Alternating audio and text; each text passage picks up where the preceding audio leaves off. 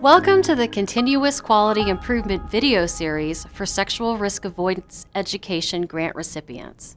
This video focuses on the first and second of 5 steps in a CQI process, defining challenges and developing improvement strategies. Developing a thorough understanding of the problem first is key. Often the problem you see on the surface is a symptom of the challenge, rather than the cause. Draw on your staff for insights into root causes at the start. What do they think is contributing to the challenge? If you need more information, you could gather feedback from youth, partners, parents, and other key collaborators. Taking the time to learn a bit about your challenge before moving forward can go a long way to developing more effective improvement strategies. Once you've identified your problem and its root causes, you are ready to brainstorm improvement strategies as a team. Your staff are often the people being asked to implement an improvement strategy, so be sure to co-create strategies with them. They will have useful insights about potential pitfalls and barriers to implementing an improvement idea. Now let's see how some of your fellow grant recipients have conducted steps 1 and 2. So first thing to think about and consider, when it comes to identifying challenges, where do you start? For our subrecipients, again, the way we find issues or things that need to be addressed would be through our monthly meetings. Mm-hmm. It may be something that you just might need some additional assistance with, or some guidance, or be able to provide you some resources, whatever it may be, and bring it to the table and let's discuss it. And within time, again, we can address it and take care of it. Well, sometimes the challenge presents itself and you can't ignore it.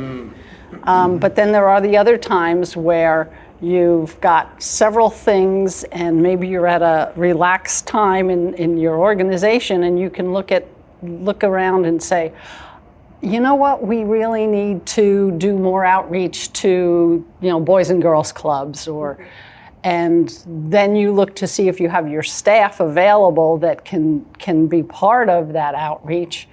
And I think that's the nicest segment to be in, is when you can choose and you're not dealing with the emergency at hand. We use the SRAE entrance and exit surveys, and we took a look at them and determined where we were weak and where we were strong. We weren't evaluating ourselves with any other organization. It was an internal evaluation, and we asked our evaluator to give us the results of each one of our instructors on those entrance and exit surveys. But then we went in to observe.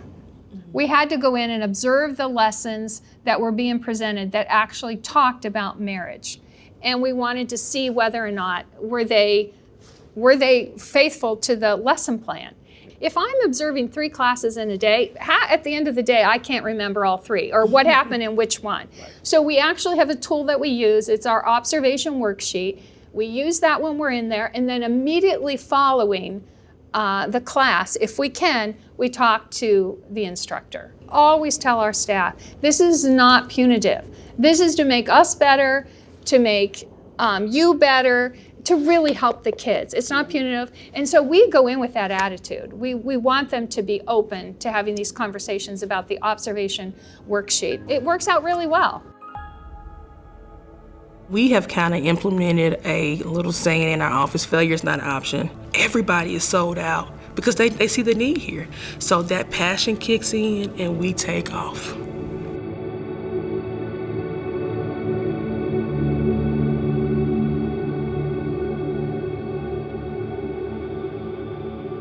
So the challenges that our team has identified over the past year are challenges that are still a result of COVID.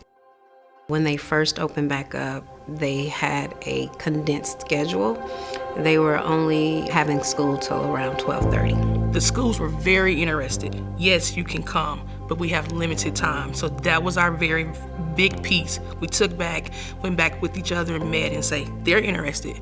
How can we still make this happen? So we had several brainstorming sessions like, this is what we have, this is what we can do, this is what we can't do. Process of elimination.